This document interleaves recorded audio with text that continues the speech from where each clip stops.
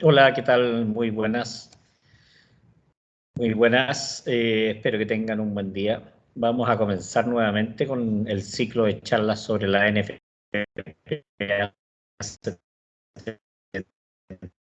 Vamos a ir con el relámpago de arco y algunas tablas que se puedan utilizar. Sea mi canal y también recomendarlo a todos aquellos que estudien electricidad, especialmente ya que estamos viendo el tema de la seguridad eléctrica. NFPA 70E tiene que ver mucho con los riesgos en los lugares eléctricos. Vamos a compartir entonces.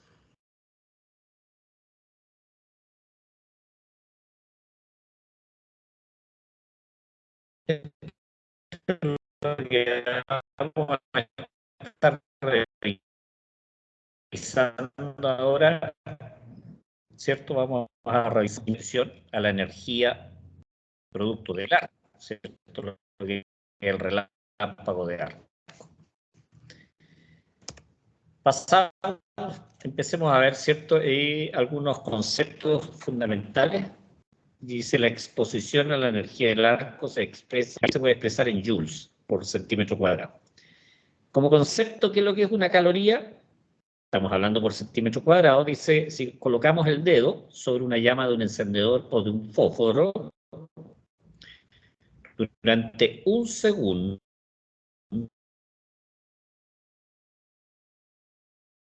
centímetro cuadrado. Cabe señalar que hay un punto, que es 1,2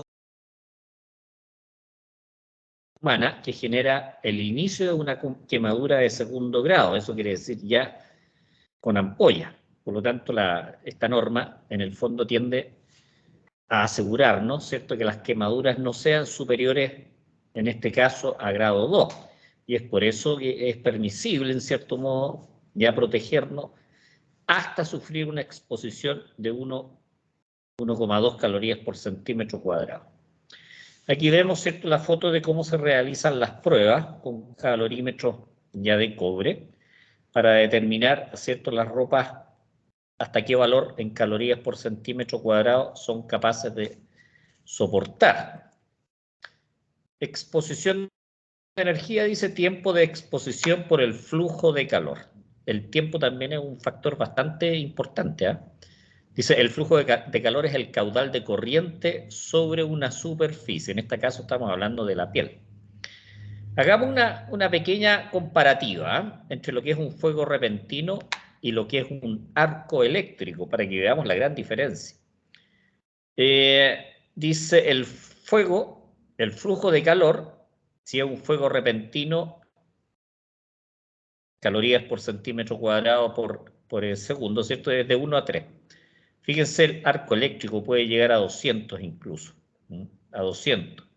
Dice tiempo de exposición de 1 a 4 segundos. En el caso del arco eléctrico es bastante menor el tiempo, que va de 0,1 a 1 segundo. Es muy rápido el arco, la explosión que se produce. Dice exposición de energía en calorías por centímetro cuadrado va de 1 a 12. Y en el caso del arco eléctrico va de 2 a 12 calorías por centímetro cuadrado. Esto es bien importante, ¿eh? Dice la exposición a un arco eléctrico puede ser mucho más severa que la exposición típica al fuego y sucederá en una fracción de segundo. Bueno, esto ya hemos visto algunos aspectos fundamentales que tienen que ver con la norma, que es proveer cierta seguridad en las prácticas, los procedimientos, en los lugares de trabajo, ¿cierto? Y aquí habla de la cobertura, dice la norma trata lo relativo a las prácticas de trabajo relacionados con la seguridad eléctrica en los lugares de trabajo. ¿Cuáles son las formas prácticas? ¿Cuáles son las formas ya seguras de utilizar la ropa? Esto tiene que ver con la parte de la introducción de la norma, y aquí ya nos metemos un poquitito algunos aspectos del capítulo 1. El alcance, ¿cierto? Dice, el capítulo 1 trata lo relativo a las prácticas y los procedimientos de trabajo que tienen que ver con la seguridad eléctrica, especialmente lo que es el choque y lo que es el arco eléctrico. Dice, el propósito de estas prácticas y procedimientos tienen la intención de proveer de seguridad al empleado en relación a los riesgos eléctricos donde se va a desempeñar. ya sean exteriores o interiores. Ya vimos algunos videos. Responsabilidad, dice, el empleador debe suministrar las prácticas y además los elementos de protección, ¿cierto? Esta es la responsabilidad del empleador. Sigamos viendo algunos aspectos importantes. Dice, el empleador deberá implementar un programa general de seguridad eléctrica, obviamente ordenando las actividades, los trabajos, las formas, procedimientos, ¿cierto? Para tener en cuenta la tensión, las energías incidentes y cuáles son las condiciones del circuito. Abiertos, cerrados, los equipos, todo eso. Dice, el análisis determinará la frontera de protección. Hasta dónde una persona puede estar parado frente a algún equipo, algún tablero, sin las ropas ya de protección en el fondo que tengan que ver con las energías incidentes. Dentro de estas fronteras, obviamente la persona tiene que tener las ropas que los estudios hayan determinado. Dice, cuando el empleado trabaja dentro de la frontera de protección contra el relámpago, en este caso el relámpago de arco, dice, deberá vestir elementos de protección personal contra el relámpago de arco. Dice, se deberá realizar el análisis del peligro del relámpago de arco para proteger a las personas. ¿Ah?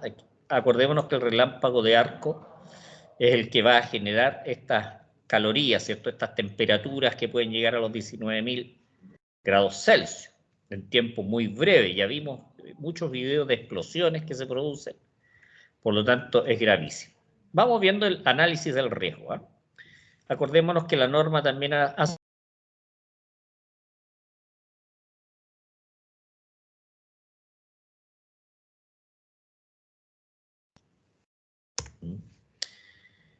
dice métodos de estudio del arco. Aquí aparecen dos normas. Ya mencionábamos la IEEE 1584 y la norma que ocupa la NFPA, que es el método de Lee.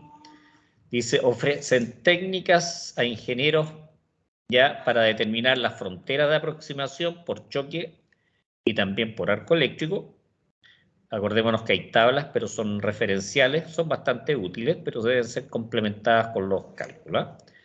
Dice, niveles de energías incidentes a los cuales los trabajadores pueden estar expuestos durante su trabajo, cuando están cerca o están trabajando en algún elemento energizado. Dice, niveles de tensión en los cuales los trabajadores están ahí desarrollando sus labores. También para elaborar las etiquetas, que son tremendamente importantes para los elementos de protección personal y los peligros asociados. Dice, cómo reducir los niveles de energía incidentes no tolerables que pueden producir una quemadura grado 3, grado 4, que son bastante terribles ya para una persona. Desarrollo de los análisis, aquí dice fórmulas para los análisis. Se pueden ocupar muchas planillas de cálculo basadas en el método de Lee de la NFPA 70E. Y también, como les decía, es bastante más completo lo que es la IEEE, la 1584. Bueno, obviamente también hay software desarrollados que ayudan, ¿cierto? Hay algunos que son, en este caso, de distribución gratuita. El Duke Heat Flux Calculator, ¿ya? Ahí ustedes lo pueden buscar y también les puede ayudar a efectuar los cálculos. Y también contratando a empresas de ingeniería que tienen que ver con estos estudios. ¿Cuáles son las variables claves e importantes en lo que es el relámpago de arco? La corriente de falla, cortocircuito trifásico, el que se ocupa para determinar, ¿cierto?, cuáles son las energías incidentes. Distancia entre conductores o distancias entre barras también. ¿Cuál es el voltaje del sistema? Fase neutro. ¿Ya? Tiempo del cortocircuito, que puede ser en segundos o puede ser en ciclos. Hay algunas fórmulas que obviamente trabajan en segundos para determinar las energías incidentes. La distancia del trabajador al equipo, porque es inversamente proporcional. Eso quiere decir, a mayor distancia, la energía incidente se reduce rápidamente. Algunas características del sistema, ¿cierto? Es la cantidad de fases que están presentes y también si la caja es abierta o es cerrada. Por ejemplo, aquí tenemos un arco abierto, ¿cierto? Que puede ser una línea, por ejemplo, o alguna barra. Y aquí tenemos cuando es una caja cerrada, ¿cierto? Que se abre mediante una tapa, ¿ya? Y la explosión va directamente a la persona. Esto es bien importante, se los acabo de nombrar, esa exposición de energía disminuye con el cuadrado de la distancia, por lo tanto es inversamente proporcional al cuadrado de la distancia. Aquí tenemos algunas tablas, dice fronteras de aproximación a conductores eléctricos o partes de circuitos energizados para protección contra el choque eléctrico. Choque eléctrico, contacto, acordémonos que en el choque eléctrico yo paso a ser parte del circuito. De 50 volts hacia arriba, acordémonos que la norma considera que ya de 50 volts se considera peligroso. Fronteras de aproximación limitada.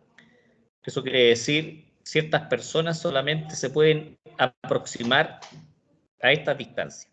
Conductor móvil expuesto, por ejemplo, los conductores que están entre dos postes. Eso se llama móvil expuesto. Considera aquí para los niveles de tensión 3 metros y ahí va aumentando en la medida que la tensión va subiendo. Aquí están en volt y aquí están en kilovolt. La aproximación limitada es para personas calificadas y si va a estar en esa distancia, una persona no calificada tiene que estar obviamente con los elementos de protección personal y siempre acompañada de una persona calificada. Parte de circuito fijo, ya por ejemplo una barra en una subestación, para 50 volts no está especificado, pero se disminuye la distancia, porque estos conductores pueden estar en movimiento, ¿cierto? Producto del viento, temblor o algo, ¿eh? Y esa marca la diferencia entre ambas distancias. Por lo tanto, aquí cuando son circuitos fijos, conductores fijos o barra, aquí tenemos 1 metro y después va aumentando, ¿cierto? Hasta que al final se equipara, ¿cierto? Diríamos de los 138 kilovolts hacia arriba ya empiezan a ser iguales las distancias que están en metro y también están en pie. Esta es frontera de aproximación restringida. ¿Qué quiere decir eso?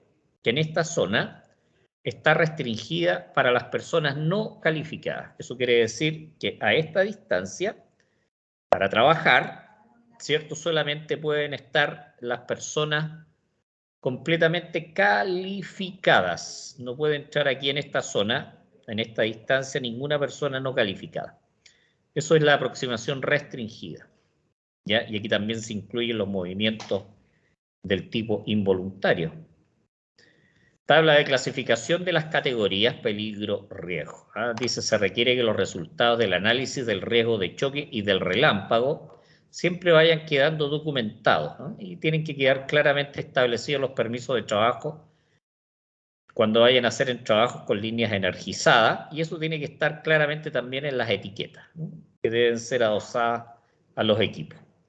Clasificación de categoría peligro-riesgo nos va a identificar los tipos de guantes aislantes y las herramientas que se deben utilizar.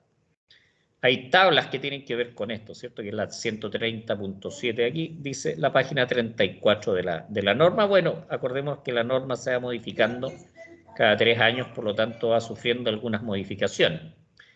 Dice, indica el requerimiento de elementos de protección personal para el choque eléctrico, contacto. Para categoría peligro-riesgo de arco se utiliza como referencia. ¿Qué significa que sea como referencia?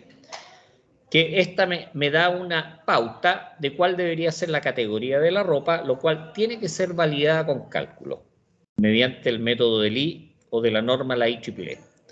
A eso se refiere con referenciar, que sea de referencia.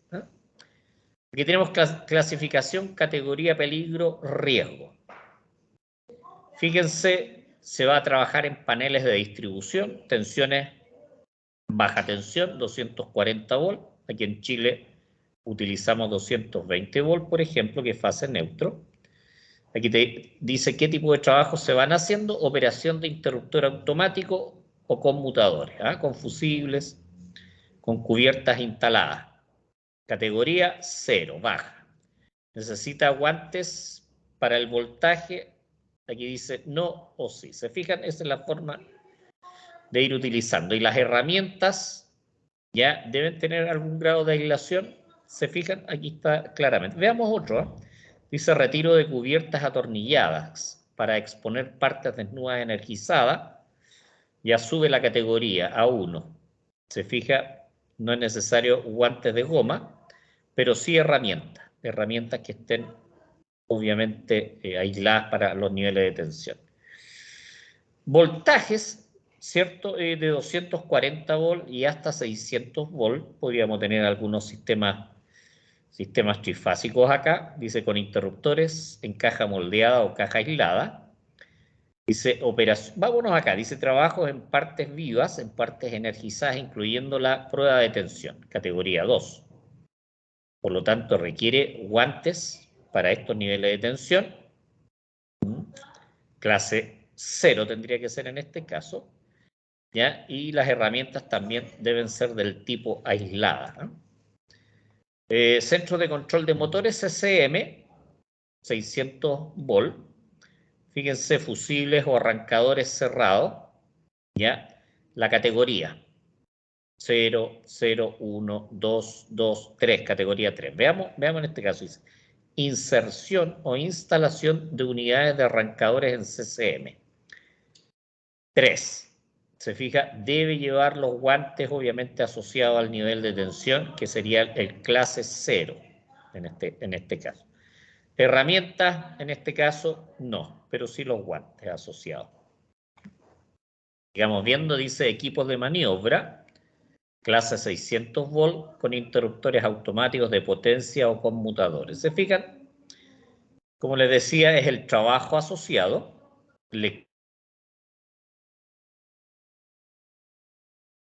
Bajo nivel de riesgo. No necesita guantes ni herramientas. Dice operación, ¿cierto? Conmutador con fusible, trabajo en partes energizadas. Obviamente cuando se va a trabajar en las partes energizadas sí se requiere aislación, en este caso sería para 600 volts. Esa es la utilidad que nos van prestando estas normas. Recordémonos que este es choque eléctrico, contacto. Por eso es tan importante la aislación. Aquí tenemos las vestimentas protectoras para la protección que tiene que ver, ¿cierto?, con el